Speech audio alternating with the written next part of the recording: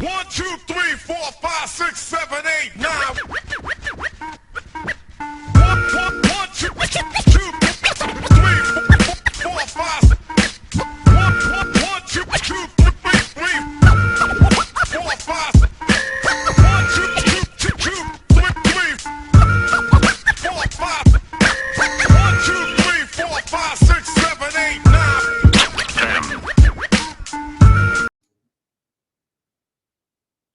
Welcome back to a special Wednesday night episode of the Racial Draft Podcast. I am your host, Michael Ford, joined by not Kielisi.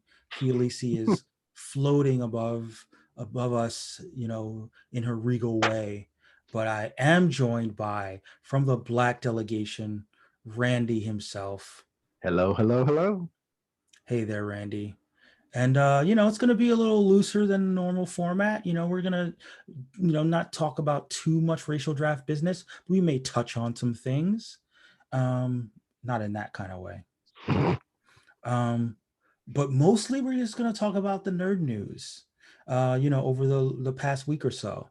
And one of the bigger stories of the week, Randy, which is kind of in our wheelhouse, has to do with the big rumor that Black Panther 2, aka Wakanda Forever, is going to feature Namor, played by Tenoch Huerta.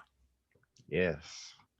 Um, I am very, very, very interested to see how this goes because I didn't want I realize that Namor is an antagonistic character, but there are some aspects of the conflict between Wakanda and Atlantis that how they played out in comics I wasn't too much a fan of. So I'm very interested exactly in what particular details of the story they'll include or leave out. Yeah, I too. I mean, I haven't seen a lot of Tenoch Huerta's work. I know he has played villains, like straight up villains, in the past. But I'm hoping that he maybe tends more to the anti-hero, where you might think he's a villain until you find out that he's got a bit of a valid claim. We've talked about this on other media, that the hope is that this is kind of a long-standing beef between Wakanda and Atlantis. And if their motivations are a little bit more complicated, then we can sort of come around on being a fan of Namor somewhere down the line. There's obviously been some speculation that there's a Mayan element to it. I should mention, for those you who don't know, Tenoch Huerta is, I believe, Mexican American. No, not it's just Mexican, not Mexican American. And and there has been some sense that they're recasting indigenous Mexican and South American actors to play Mayan and Mayan influence roles. So again, that puts us in the wheelhouse of the racial draft, because Namor Mackenzie is not a Namor Maguera, or whatever whatever Spanish surname. It's very interesting that they decided to go that they hypothetically have decided to go in that direction, because we have Jason Momoa. He's Hawaiian, and for a while I personally was on the same hype train that Namor should be portrayed as being Asian. Like, it just, I don't know, it's something about it struck me as kind of a nice deviation away from the kind of stereotypical role of an Asian male lead. He's brash and bold and got some sort of like sexual energy as well. yeah, usually we don't see a lot of Asian men who are leads that are not like in a martial arts, or I Mhm. mean, it's, all the different stereotypes, Right. of course, not just martial arts, but it's something about that league where he's allowed to kind of not be the humble and meek guy, and not allowed to, not kind of forced to be um the throwaway uh, Mhm. ninja antagonist that the white guy comes and beats up and gets to the greater threat. He's a significant threat, but he's also a really formidable ally. Right. And he has that kind of layer of, Mhm. like, yeah, he's a jerk, but he has reasons for why he does what he does. And Right. so I was kind of hoping to see sort of that nuance for, you know, but it's really interesting that they would choose to go in the direction of potentially having some Mayan influence. Mhm. I'm wondering Well, to one kind thing that I like about it is that, even though, well, actually, I'll say two things. The of, first is that the Jason Momoa casting in the DC world, you know, the, the weird flex that they decided to go with was that of Jason Momoa being Polynesian, but everyone else being white. yeah, They really kind of went hard on the idea of him being the one person of color, even though the Atlanteans were mostly not people of color. yeah, yeah, Um, to the if they if Marvel decides to go the direction of having Atlantis be a lost Mayan city, it kind of creates not exactly the same thing, but it kind of creates another Wakanda, hmm in the sense of what if there was an indigenous South American city who had never been successfully colonized. successfully escaped colonization by the Europeans, and they did so by hiding underwater rather hmm than hiding on land.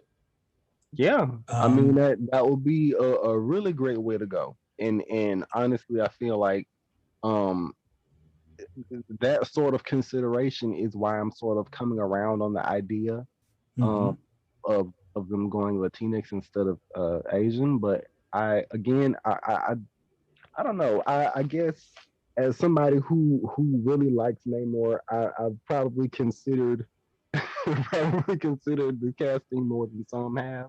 Mhm. But I'm really interested in what elements they plan to allow, or what they decide to ignore, because there are some times where Namor can be a bit much. So I'm kind of interested to see how far they're willing to push him. So here's a new wrinkle that just now crossed my mind. Hmm Um, I was going to say that it was, it's still been a little bit disappointing.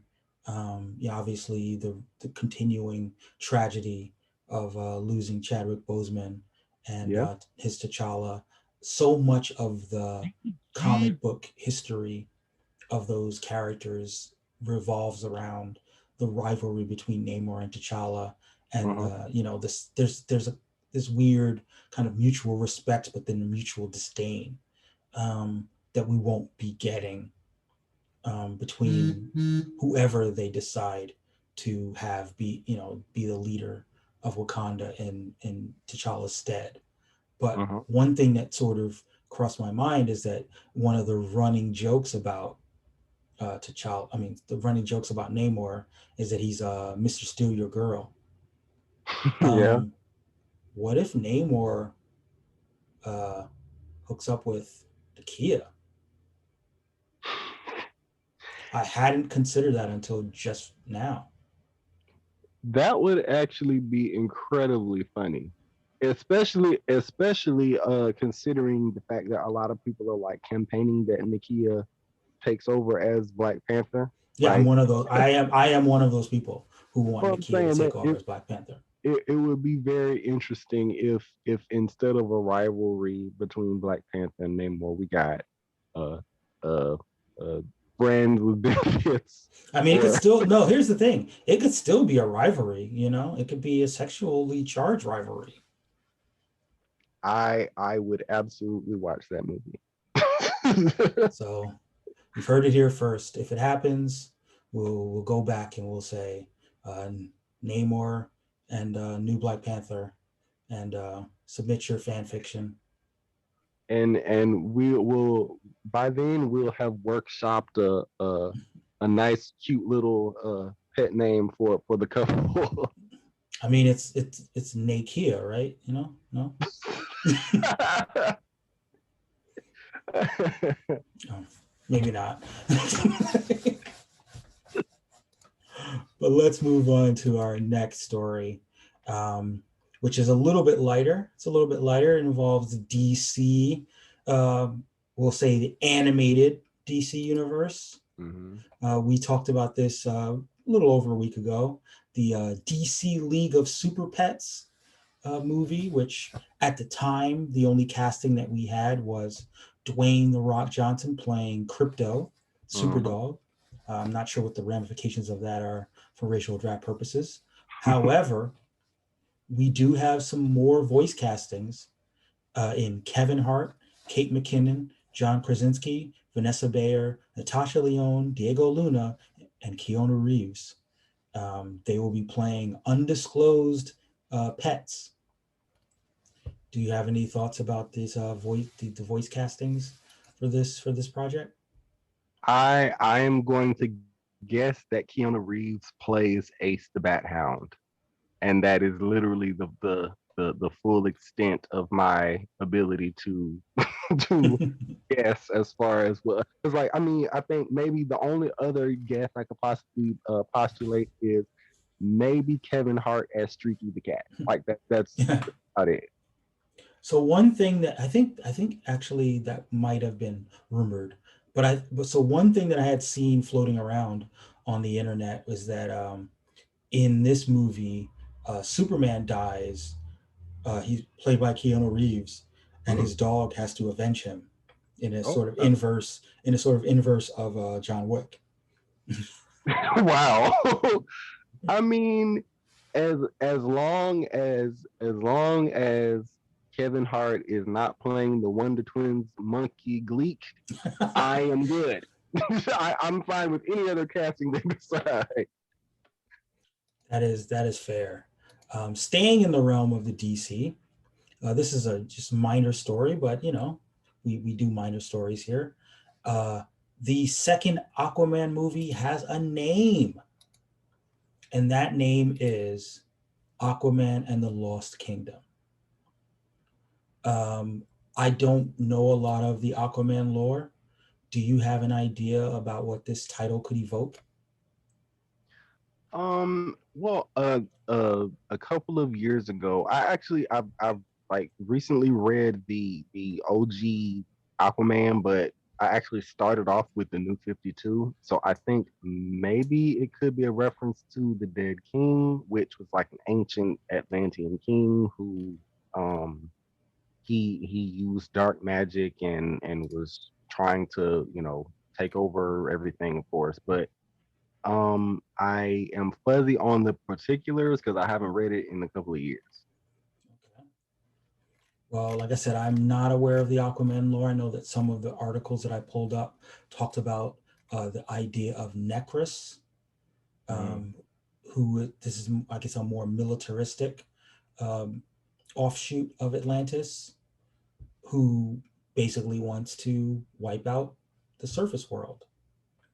I So, mean that is I think it's pretty safe to say that's a recurring theme in Aquaman's lore because he is ruler of Atlantis, but there's you don't really have access all the time to all of the whole kingdom. So he has like uh people who are neighbors to Atlantis mhm. who, they're like hidden away in some deep crevice somewhere that, he can't really reach them and he may not even know that they exist until some event calls them to like be calls him to interact with them.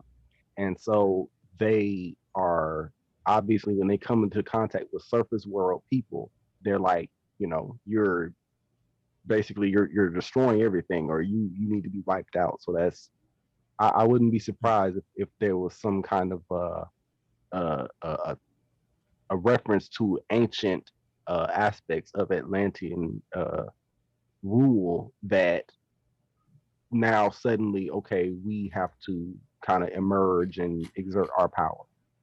And I just got a little bit of a sad inspiration. What if this militaristic, radical strain of Atlanteans are people of color, more specifically, black, like Black Atlantis. Um, Well, you I mean, know, honestly, I'm thinking now that you kind of brought it to my mind, I'm actually thinking about it could be a reference to Zabel, which is where Mira is from. Like mhm.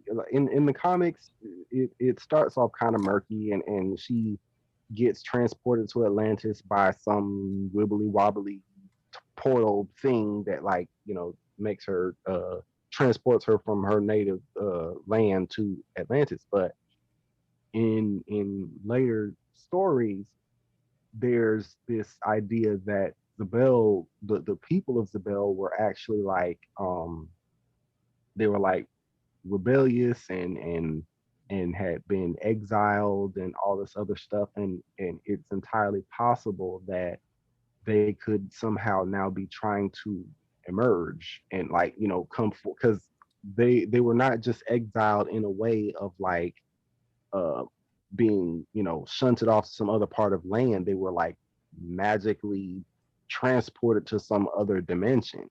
So again, I think we're gonna get a little bit more of an exploration of like the Atlantean like Atlantis has a heavy history of magic. So I think we might get a bit of an exploration of that, to kind of up stakes from just, okay, Atlantis, Aquaman is just trying to claim the throne. Like I think we're going to get a bit more of a danger here that is mutual to Atlantis and the surface world. Well, that dovetails nicely into our next story, which is in the Aqua range, but it's more in the comics realm. Hmm. In that Aqualad, aka Jackson Hyde, Yeah. aka Calderon, will be getting his own solo series in the fall, and he will be becoming Aquaman. Um, I'm still a little unnerved at how attractive they have made this guy on the cover, but I'm rolling with it. I But I think it's pretty fun that he's the first Aqualad to have gotten his solo comic. Like the previous Aqualad, Garth has. he was never I in mean, this. they never they treated him like they never considered him worth really expounding on story wise. Like he got things as far as say his own like he might get a bit of an arc in Teen Titans, or he might get a bit of an arc with Aquaman, but he never got like his own mini series. I And mean, to be fair, Aquaman himself didn't really get a lot of respect, so it makes sense that. I say that as far like not necessarily as far as fandom goes, but just in terms of the comics themselves. Oh no, but what I'm saying is that given that Aquaman was kind of like in a weird spot, Hmm. it makes sense that his sidekick wouldn't, like it's very rare that a sidekick exceeds the Yeah, main character that they're the sidekick of. yeah, that's true. I mean, Particularly if it's a when it's a white guy and a white guy, right? You just it's just it was just funny to me because trying to think of the original Teen Titans, most of them have gotten at least a miniseries. mhm. Like at least a miniseries, if not like maybe they get like a one shot, or maybe they get like Aqualad Garth has not had any of that, and so it's kind of funny that that this new Aqualad Calderon has risen to so much prominence that he is able to not just be a prominent feature on various teams because he's been part of Teen Titans, he's been part of Young Justice, and the more recent arc of Aquaman has kind of featured him fairly prominently in it. But now he's getting I think this is his second graphic novel. The first one was But I think that a big part of that, sorry to cut you off, no, yeah, is go ahead. that that's the power of a character being adapted. Yeah, Like I think if he was just remained in the comics, mhm, Jackson Hyde probably doesn't blow up. yeah, But because of the Young Justice cartoon, with Calderon, that's kind of where a lot of people really took to the character, the new Aqualad, and then they went ahead and backfit Jackson Hyde into the character that was really popular and animated. yeah, absolutely. And I couldn't think of well, I won't say that I couldn't think of a better character, but I I can think of very few characters uh who existed in that short span of time who are more deserving, um just as a concept, because you get this kid who kind of starts off out of nowhere, and he finds out that his father is a supervillain and his mom is like an exile from Zabel again. Mentioned, Mm-hmm. you know Exactly. she's an exile from Zabel, and it's just a very compelling story to have him. We're discovering him right along as he's discovering himself, and so it does give that feel of like we're growing with the character, not getting just sort of feeling pushed to Mm. like somebody who's sort of actualized already. So I gotta ask. It's the first time I ask from this episode. Uh, Aqualad, aka Aquaman, aka Jackson Hyde, potential draftee for the Black delegation to keep him in the fold. Honestly, it has crossed my mind because he is somebody who is gaining more prominence than I expected. And I mean, DC still is kind of on some foolishness, so we shall see how long his good luck streak lasts. But I do think that he is a compelling character. I think he's worth investing into, and whether or not he becomes Aquaman on like a permanent basis, honestly, I'm not sold on that one way or the other. I Mm-hmm. think that he's a compelling character regardless. He's still a character who you could see yourself rooting for, whether he is, because he's not particularly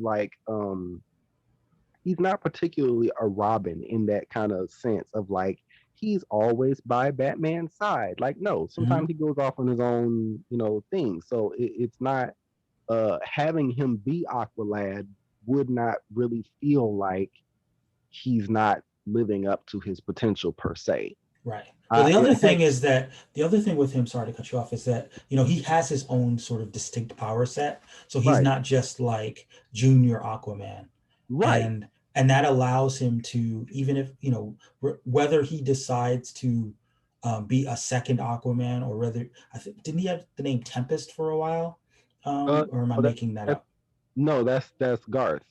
Garth, Oh, okay, yeah, sorry. from yeah, yeah. Um, but even if he takes on like a different alias, Hmm. you could see him and what's his name, coexisting, him and Arthur coexisting Right, in the sort of aqua protector role right.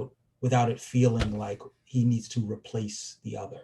Exactly, because he literally like his thing, I guess, is that he is sort of framed as an outsider, like just because of how his the fact that his father is this villain, he's arch Hmm. enemy Aquaman. Like, I mean, he's just I think his mom, for a good deal of his life, actually lived out in like, some dry, arid area that was like way far away from the sea.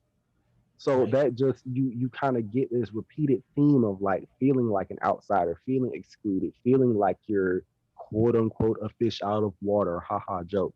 But Right. you just And listen, not to mention, I mean, we haven't mentioned it yet, but it does bear mentioning that he's also an LGBT character, you yeah, know? yeah, Um, exactly.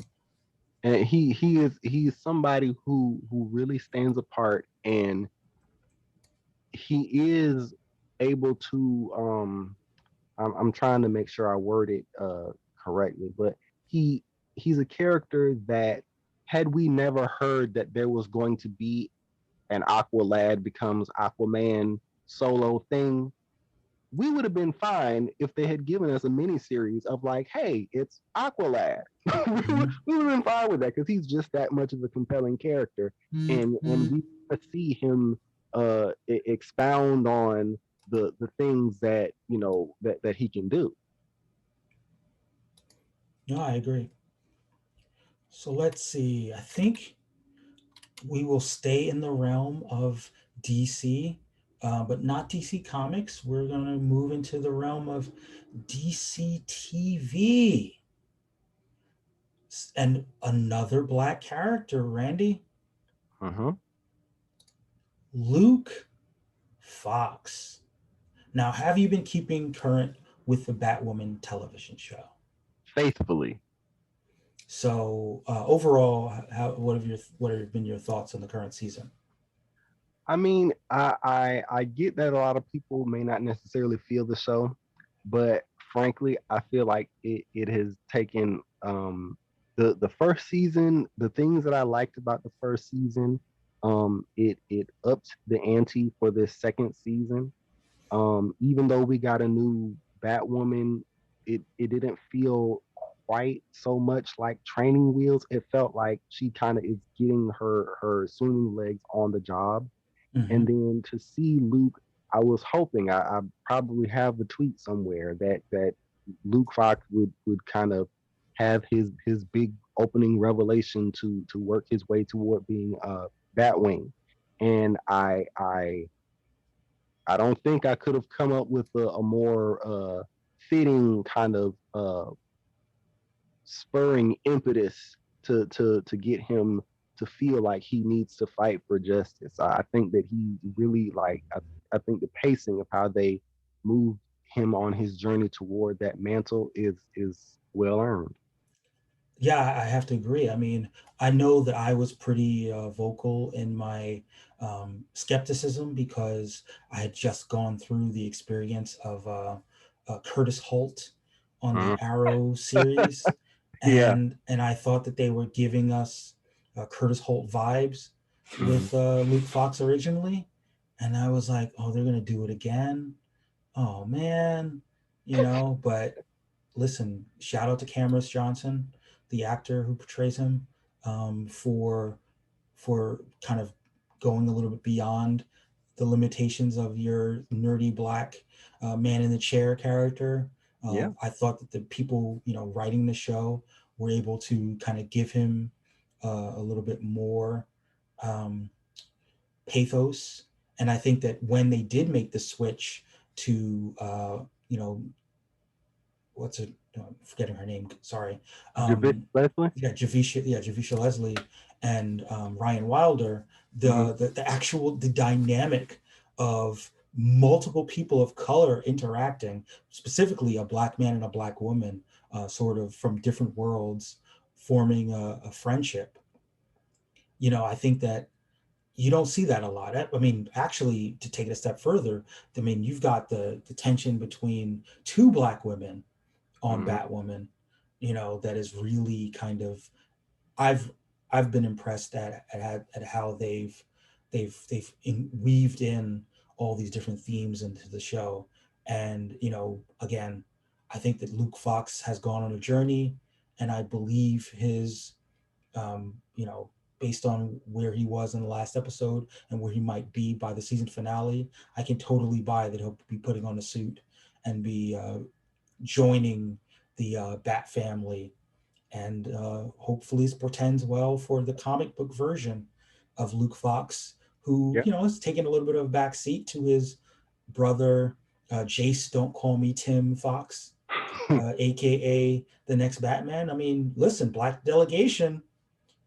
These are characters that have slipped under the radar that were not drafted in season 1 or 2. I feel like up until this point, well, actually, I would say up until maybe the halfway point of season two, I felt justified that basically you kind of have to look at DC with a skeptical eye, because they just like, I will tell anybody, I will say it 12 times a day and twice on Sunday, that DC sucks at using their characters with melanin. They really do. And for for a lot of characters, I have my complaints, but they are allowing Batwing to kind of push forward a little bit in the comics. He recently had a story. I mean, not only is he, he was part of Second Son, Mm-hmm. next Batman, but he recently had a story that was actually written by Cameron Johnson in Mm-hmm. Batman Urban Legend. Right. So I'm hoping, I am I am a tad skeptical and a tad optimistic. I'm hoping that Batwing will make a bigger push to the fore in the future. But as of now, again, I have to kind of be cautious and feel like, we'll see. We will see. I mean, I think that depending on how that comic is received, and Mm. depending on how he's received on the CW show, I mean, he's in a different, he's in a slightly different lane than Bruce. So, he could find his own story. And I like the idea of the the drama between the, not, I wouldn't say drama, but it's a little bit, it's a soap opera, the Fox family with the Yeah. patriarch, and and the brothers and sisters, and they're all kind of super competent, super intelligent, but Hmm. they're different enough, they're not just carbon copies of one another. I Right. think that there's a lot of story that can be told with the different Foxes, and I hope that they do that in the comics, and I hope that maybe they'll bring more Foxes in on season 3 of Batwoman. That would be kind of cool. Yeah. I mean, they have, the show is doing more than the comics are doing currently, but I see that there's a bit of interaction. Like the fact that they have the actual Batwing actor contributing his story to the Hmm. comic, that is like a really great sign to me that they're understanding the synergy there.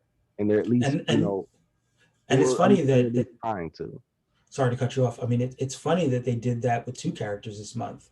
Yeah. They did it with Nicole Maines as a Dreamer, Hmm. and in Dreamer, we're talking about a character that isn't, I believe, didn't even debut in the comics. So Yeah, she was on the show first, and she's supposed to be an ancestor of Dream Girl in the Legion of Superheroes. But yeah, she right. came on TV first. So I mean, DC is, I think some people had criticized them for this, but I like when they try to use the synergy from the live action adaptation and feed into the interest for the comics. Oh yeah, I am 100% a proponent of that, because I've seen a number of really compelling characters from the shows who I wish would show up in the comics. Hmm. And they you don't necessarily have to use them in the same exact capacity, but at least have that kind of personality, or have um, that character that gives you some story potential that maybe would not have been there if it was just, status quo as usual. Right. And a fair another transition to a live action adaptation, which hopefully will lead to big things for the comic character. Mhm. Blue Beetle. There's been a lot of speculation about some of the live action projects that Warner Brothers is working on. Mhm. It has been, I believe it was confirmed that that the Blue Beetle film will be an HBO Max Mhm. exclusive, so it will not be theatrical release. And I know that there were other. I think it was the Batgirl film and one other that was um, going I to I think HBO. it was Zatanna as well. Okay.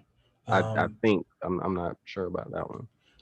and of course there was some consternation because these are lower profile characters Mhm. who are not getting high profile releases. But I mean, I'll you know what rather than cutting you off, what are your thoughts about that? Well, I I mean it sucks, obviously. Like there's it should be released theatrically. I personally think. I think they could, because I mean if anybody's paying attention to whatever's going on, the chatter on social media, people are talking about this stuff all the time. We are Hmm. always talking about, like, oh, why do they always give movies to Batman? Why not give to insert character here? So, I mean, if you're gonna do the service of saying, okay, fine, we're gonna give you something beyond what we usually do, Hmm. give the fans a chance to show that they are willing to, reward you for your effort. Don't just be so kind of, I get that that they're trying to mitigate risk, but it's not really a risk to Hmm. the degree that they're trying to make it out to be, I feel. Now, if I may play devil's advocate for a second, Hmm. one of the problems that Warner, DC, HBO Max have been dealing with is Hmm. that, in comparison or contrast to their competition over at Marvel, is that Marvel has the MCU. Hmm. So they can say, hey, we're not sure about, say, Moon Knight, Hmm. but we're going to put Moon Knight on Disney Plus. Right. And people won't be as critical of it because we know that regardless of whether they put Moon Knight on Disney Plus, he's also going to show up in the movie, regardless of whether Falcon and the Winter Soldier happen um, on Disney Plus. We're going to get Captain America in the movie later. Hmm. The logic of sort of slow playing it in one medium in order to big play it in another medium has been successfully employed on the Marvel side in a way that it hasn't been successfully employed on the DC side. I think if we believed that, you know, a good example is kind of like Birds of Prey. It's kind of in the inverse of that. Hmm. Um, we had that movie which somewhat underperformed in the box office, Yeah. but but people cared about the characters. It would have been really easy for them to announce a Birds of Prey follow up on HBO Max Yeah. involving the same actors and the Mhm. same versions of those characters. But because DC doesn't sort of, they haven't yet gotten to that point where there's that kind of cohesion and that synergy, we're left wondering, well, what's going to happen if this if this Blue Beetle film is good? The same way we ask, like, what's going to happen if the Green Lantern project is good? Like, does that mean are they going to connect it to the rumored Green Lantern Corps film? We don't know. Yeah. I don't think that there's a single flaw in that logic. Honestly, I feel like it is. Let me make sure I'm phrasing it how I want to phrase it. I don't want to be reckless in saying this. Um, they are they are part of a self fulfilling prophecy of mediocrity. Yeah. That is sincerely what I feel. I feel like Warner Brothers has this idea of a very limited scope of what they believe the DC characters can achieve. And because they believe this kind of limited um you know sort of take of what these characters can do, they kind of give a half-hearted effort. They kind of sort of don't really they don't really push hype like they should. They Hmm. don't really Marvel is, oh, I hate the Marvel DC comparison in general as a competition thing, but I definitely believe that DC could learn a thing or two about being able to drive hype. Don't Yeah, just passively wait for fans to like something or dislike something. yeah. Give them a Marvel give has them a reason to proven like. that they can say, look, we get that you don't know who these characters are, but we're Mhm. going to make you care about these characters. Yeah, exactly. Give the fans a reason to like this character or like this movie, even if they don't like necessarily the star character. Like you don't have to like the star character. You don't have to care about the star character. The Guardians of the Galaxy movies tried to be like, oh yeah, Star Lord, he's the leader of the Guardians of the. I'm like, I don't care about freaking Star Yeah, Lord. Who cares about Star Lord? I'm yeah, but like, they made the ensemble. They made the ensemble tremendously exciting and right. tremendously marketable. And I'm not even necessarily a fan of the individual characters. Beside, I would say Rocket and Groot, Mantis, a couple of characters, but like Hmm. that dynamic, the tone of the movie, the adventures that they go on, that's the stuff that really makes people feel like, okay, this is a movie that is worth watching. And Right. even before you get to the point of watching the movie, if you give those scenes that are dynamic and interesting and stuff without, of course, obviously without spoiling the movie, then okay, that's what draws me in. People are Right. not that picky in particular to say that they're going to just only like characters that they know about.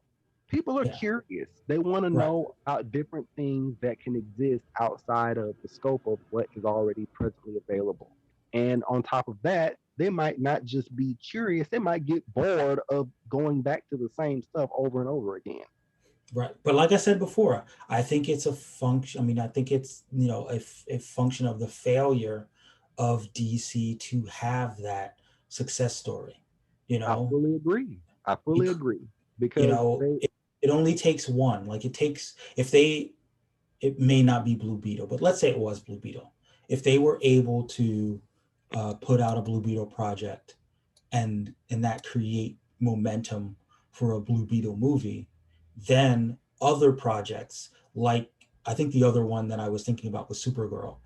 That one I don't think has been announced, but it's heavily rumored to also be a HBO Max. I mean, I wouldn't be surprised if the Static movie was slated to be HBO Max as well. I mean, Yeah. that is very much Mhm. a unsurprising idea from Warner Brothers. Like anything that is not, you know, I sound like a broken record. Right. Anything that is not Batman or anything that is not, that typical thing that they're known for, you have to call it into question and have to. Yeah. You don't want to get your hopes up and be like, yeah, they're gonna do because Hmm. like what was it, 8 or 7 or 8 years ago, we were thinking, oh wow, they're gonna do a movie for Metal Man. They're gonna do a movie for whatever other character. We're thinking Cyborg is gonna get a solo movie and all this other stuff. Like, do they have the confidence to do that, or is everything a calculation to them? Yeah, and again, I mean, I know I'm repeating myself in this podcast, but I do think it bears repeating that if we thought that it was a means to an end, like if we thought that they weren't Mm, just demoting these projects and saying, listen, we're going to introduce these characters here, but they're also going to be in the films, then yeah, we would receive them in a much more, we would receive this news in a much more positive way. But I because mean, we get the sense that these characters are going to be shunted off, right, that's where the pushback comes in. right. Like there's no reason that in a world where it's all Batman everything all the time, that the news that they're planning a Batgirl film should be met with such skepticism. We should just naturally assume, well, of course, Batgirl is going to be part of this Bat world. Yeah. And on top of that, we also had a Nightwing movie slated Yeah, some years ago. So I yeah, mean, for every bit of progress that they take, like every step of progress that they take forward, they take a couple of steps back because they, I mean, like I say, I don't like to repeat myself in terms of these things, but I just wish they would take more risk, and I wish that they would do it without having this kind of doom cloud over their head of just. I mean, we literally we got I'm trying to think what it was. It was Arrow that hmm it was a couple of episodes of Arrow where they had this Task Force X. right, I and yeah, they like it came out a couple of months or a couple of years later that it was like a testing ground to try to see if people would respond positively, to see if they should go forward with a Suicide Squad movie. And like my jaw dropped. I'm like, are, are you for real? Like, are you sure you want something like that leaking out to the public? Like that people are that people are being viewed so cynically like that for you to look at, I mean, if you want to do the movie. Don't right, don't be so hesitant that any sort of detraction makes you feel like, okay, well, nope, not doing that. Or, hmm oh, let's go forward, even though that thing had no logical basis to even occur up until now.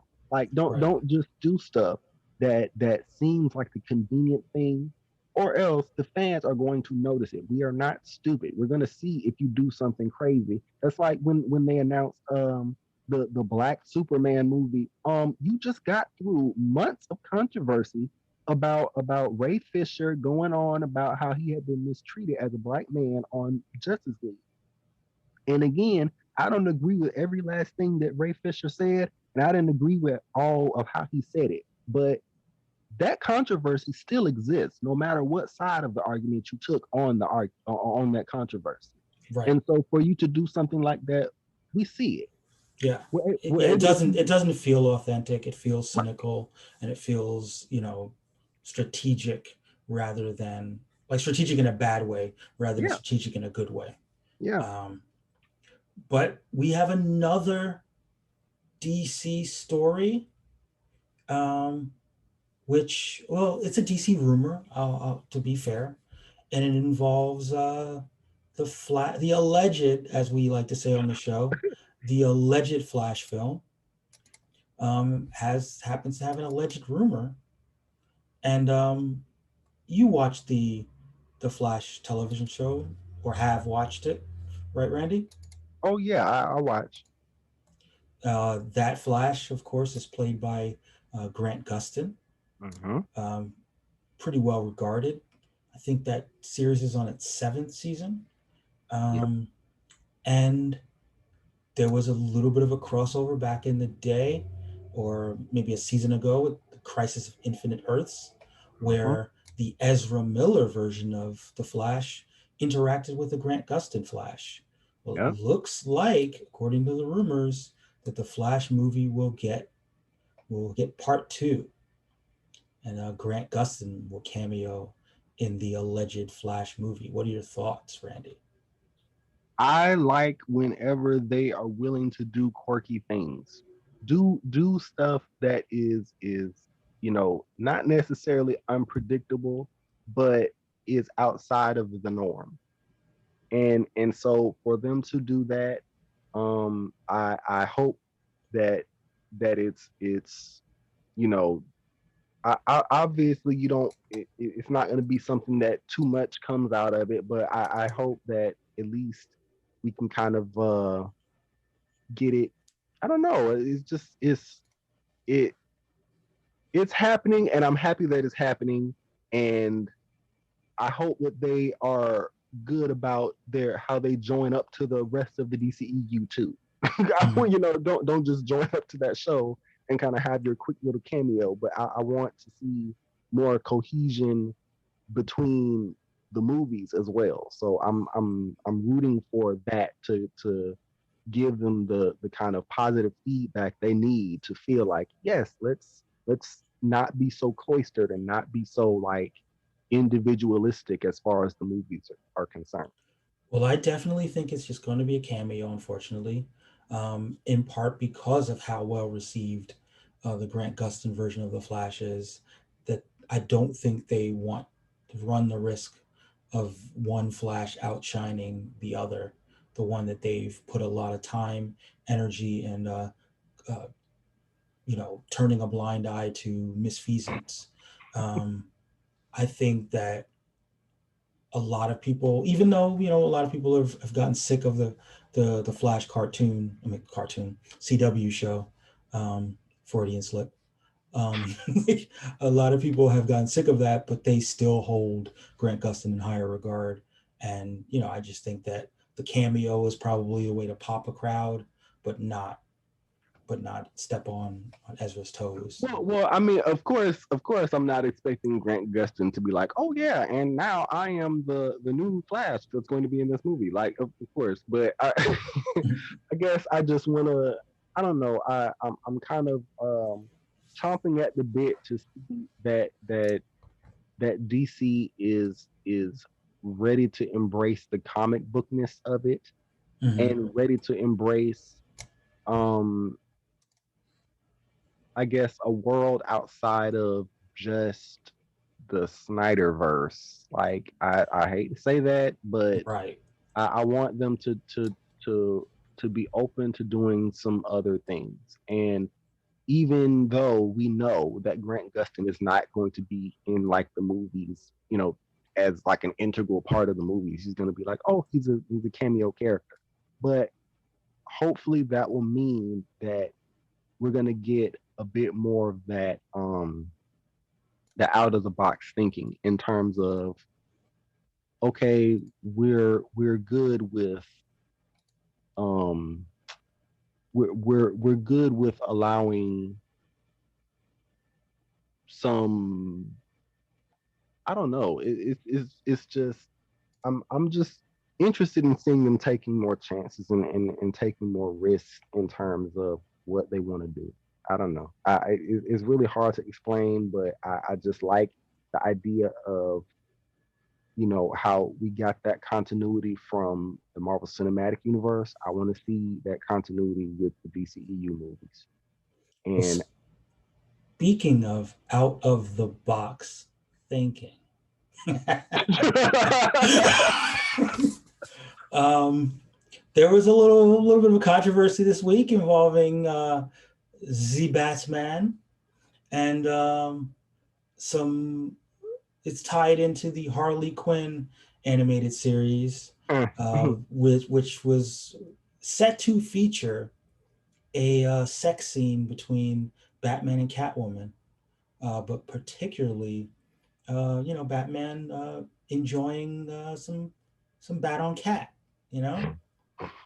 and apparently the DC producers put the kibosh on some bat lingus.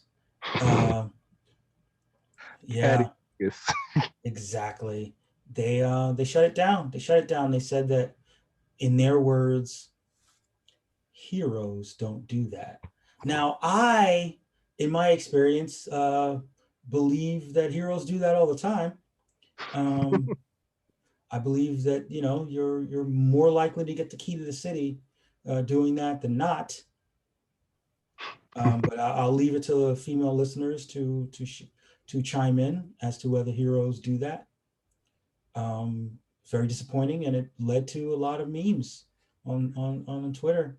I Um, mean, I feel like DC is trying to be Batman's PR department when in fact heroes do the thing. Like I mean, if it's not, they're people. Like you're not. you're not like suddenly some, you know, some Arthurian knight.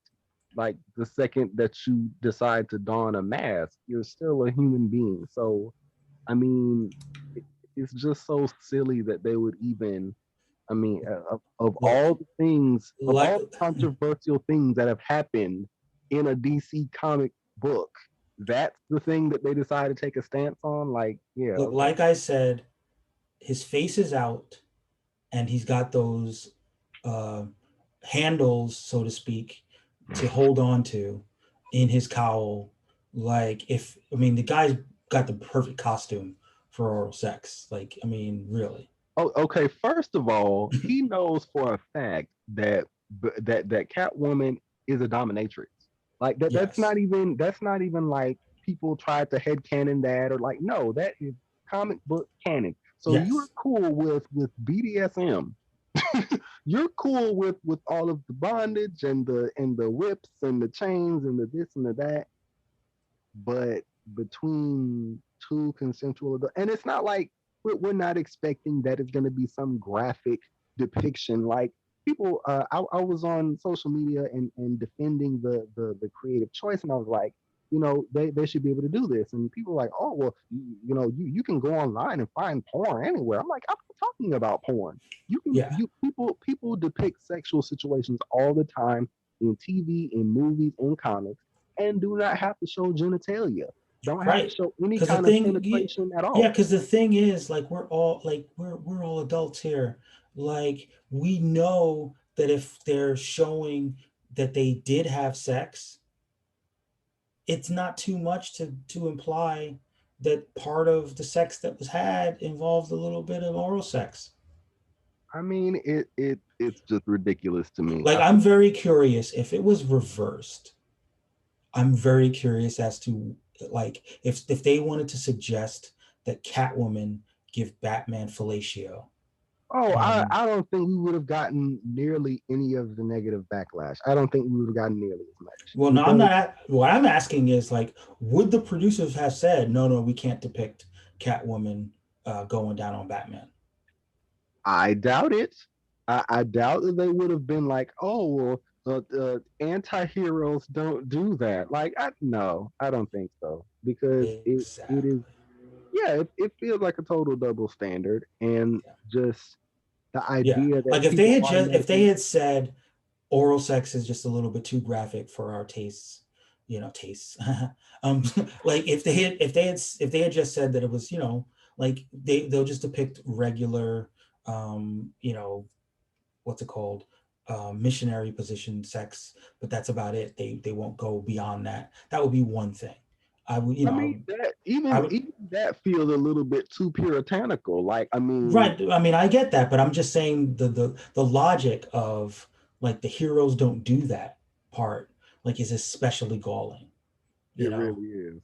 because it's kind of like, really, like, people are gonna think less of your hero I mean, because he knows how to please a woman. it, That's it asinine. is really crazy to me that they would assume that there is some kind of moral failing or like you know a shortcoming in your ethical worldview because Right. you know that's crazy to me. Right, exactly. So, I mean, we had a little fun with it, and I figured this would be a little fun story. I'll probably leave it up when we next week when Kia comes back. I will spring that story on her, and and we'll find out whether she agrees that heroes don't do that, or whether we'll, get some insights. Yeah. But that was the end of our DC comic news. Let's switch gears to the realm of Marvel. Little bit outside of the realm of the characters, but let's talk about Disney Plus. For those of you who were following our feed, we had the second episode of the Loki variant cast, but the first episode broke viewership records Mm. for the Disney Plus Marvel series, as per sources at Samba TV. Are you surprised at that, Randy? I feel like we're gonna continually get like records being broken every time a new show comes out. It's like, oh yeah, records are broken because I mean, they Marvel is very good at capitalizing on momentum that they have built. Mhm. So I it is expected at this point. Like, people have gotten to the point where they consider movies failures if they don't make $1 billion. Like that's influence. That's really a huge thing. And I mean unfair, because not every movie is going to automatically do that, but it is a clear mark that Marvel knows what they're doing. And so even when we get something that is that we would consider like mediocre as far as Marvel fare goes, it still tends to be a pretty good movie or a pretty good show that we consider it mediocre because it's like typical Marvel stuff, but it's not actually necessarily a bad show. It's just we have gotten ourselves used to, and we were spoiled by how good the stuff is they usually put out. Right. I mean, just to clarify, well, not clarify, but further go deep. So this was the first day streaming, 890,000 U.S. households in the first day, which is higher than the 759,000 of Falcon and Winter Soldier and the 655,000 of WandaVision. So, it seems like it's adding over 100,000 each day. What was interesting and noteworthy about this is that, unlike the Friday launches, this one launched on Wednesdays, and that dovetails into our other story, which Mhm. is that going forward, Disney Plus will be putting their new shows to Wednesdays as opposed to Fridays. And that's a heck of a move because Sure is we ruining my weekends. I Um, mean, yeah, but is pretty funny how DC has their own bit of influence on the comic market now because they release their comics on Tuesday instead of Wednesday. And now Marvel is like, okay, well, we're gonna put out new TV shows on Wednesday instead of doing it on Friday. So we're gonna yeah, have it like that is being released right along with our comics that are being released. that is a really good point. I didn't think about that kind of synergy. I was just more thinking about the fact that, Marvel will probably monopolize the discourse from Wednesday to Thursday to Friday rather than from Friday to Saturday to Sunday. Yeah, And then, additionally, when the Marvel movies come out on Fridays, it'll be sort of a transition from the show right into the movies. mm-hmm. That too. I mean, it's really great how it's playing out because um we're kind of back at the idea of like we want some level of synergy between the comics and the movies or the comics and the shows. And I like that they are getting us to kind of be like, you're just kind of in a comic mode on that day already. So to have, that certain day or, for DC to have it be like on Tuesday, and you already know that there's going to be like a typically from one episode of a given show, there's going to be like the hype basically lasts from that episode up until the next episode. Mhm. So it's just really interesting how they're sort of plotting to dominate the nerd news cycle. I like how it's expanding. Yeah, I agree. The Marvel takeover continues. And speaking of um, the Marvel machine, Black Widow, that movie that was supposed to come out quite a while ago, will be releasing early in the UK. Uh, Relatively early. cheerio to those of you on that part of the world, because you will get it on July 7th instead of July, I believe, 9th is when it releases here. Hmm. So, I mean, I can kind of see a bit of a calculation there too, because a lot of people are kind of tuning out as far as Black Widow, and I hate to say that because I really um any character they put out, I want to like the character. So, but the real momentum for everybody like really truly wanting a Black Widow movie was years ago. And so releasing it early is smart to me because they feel like they do have a good product. They do feel like something worth investing in, but they also need that word of mouth. mhm. So at least you can kind of do it on a fairly somewhat smaller scale, but get people talking, and then have a little bit of a boost to try to get some people to get their interest peaked again, closer to something like what we had years ago. Oh, and I just thought about something. The the Loki show is still going to be going on, right? Hmm. So that's going to drop also on the 9th. I mean, sorry, also on the 7th in the UK. So they'll be able to double dip with Yeah, Loki as well as Black Widow. But that we'll have that to wait a couple days to get our Black Widow movie fix. that is like I said, I feel like there's a lot of considerations going on that Marvel is doing some really great things as far as just how they're working out their timing and stuff like that. Hmm. And we have another bit. Actually, we have two bits of news and rumors from the She-Hulk Disney Plus series. Hmm. Uh, Jamila Jamil, who you might know from The Good Place. I do not. Did you not know her from The Good Place? I Oh, I have not seen The Good Place.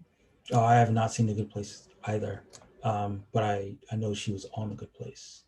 She has been cast to play Titania, Hmm. the one of the, I wouldn't, maybe arch villain. Let's call her arch villain of She Hulk. I believe that one of the rumors is that there was a sort of social media influencer element to how they've decided to reimagine the character. Hmm. And, given how Jamila Jamil conducts her business on the internet as an influencer, I kind of feel like that's going to work out. She also played as socialite on The Good Place. So, synergy. Yeah. Maybe she's a I'm little bit typecast. I well, I mean, it's very interesting that they would have her be in a socialite kind of role, because usually Titania is um like a gruff kind of bruiser type. And I mean, obviously there's gonna be like a difference, she's gonna change her character. Mhm. Like she is usually she's kind of that gruff type, and it is that she has like a criminal history. So she wouldn't be somebody who you would think of like in high society. I'm not quite sure about like her origin, Mhm. but I do know that usually when I see her, it's not like in that kind of capacity as like a famous person. I don't recall her origin being like as a celebrity or an influencer. So I'm Right. interested to see why they would go for that particular change for the character. I mean, I suppose if we're thinking in the realm of She-Hulk, the She-Hulk series being a little bit more like of a dramedy, um, you know, if we expect She-Hulk, Jen Walters herself to be a little bit quirky, Hmm. it makes sense for her villain to be quirky as well. Yeah, yeah, that's true. And what is more quirky in our modern era than social media influencers? Hmm. Yeah, that's true. And the other kind of side of this story about quirky, this one falls more in the realm of rumor. It has not been confirmed. Hulk, who is going to be played by Mark Ruffalo again, Bruce Banner. Mhm. No truth yet to the rumor that Maury Povich will be appearing on the show, but Hulk might have an illegitimate child introduced on the Shield program. They a lot of people, I guess, were like complaining about the fact that we didn't really get to see an expansion more so of the time that Hulk was on Sakaar, I guess. I forget Mhm. what planet it was, but um because I mean obviously people like World War Hulk. So I mean that is a very interesting way to go if they decided to do that. I'm not sure how likely it is that the character would show up outside of outside of this show. But I mean, again, if we're going back to the well of it's a quirky legal show. I mean, mhm. what better than his child showing up because of paternity, being like, hey, you owe back child support, Hulk. I can think of very few things funnier. That is actually Exactly. And I mean, I'm sure Mark Ruffalo would play it, like perfectly. It's kind of like, what do you mean? It's like, I think you know how sex works. He's like, not me. It was the other guy. It wasn't me. You know, I'm here for it. I think it's the right kind of quirk, to have Hulk's love child show up, and it gives him a reason to have a chip on his shoulder because time works differently on Takar. So he grew all the way up, and he's mad that his dad wasn't there for him. yeah. I mean there definitely is some room there to um it is very interesting. Like I say, that these choices you kind of think, um, and you may not necessarily have an immediate idea of what exactly would be like the kind of reasoning behind it or like what could develop from it, but just little by little, I'm kind of thinking, I'm interested if it means something as far as him playing a later role, Scar playing a later role in some other movie or some other show down the line. Like, is Mhm. he going to be part of an arc to kind of get?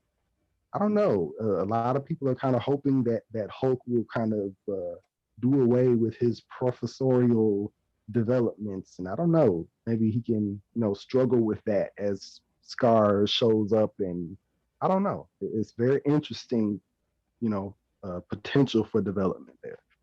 Right. And our final news story, which is still a rumor, but I'm going to report it as a news story, comes from our buddies at the Illuminati, from a little earlier today, and involves the Craven movie that is going to be produced by Sony, where Aaron Taylor Johnson will be playing the role of Craven. And the rumored villain for this movie is the Chameleon. Now, I got to ask, like, I like the Chameleon. I like Craven. Is he going to be hunting human? I am I believe they're half brothers in I the believe they are. I believe so.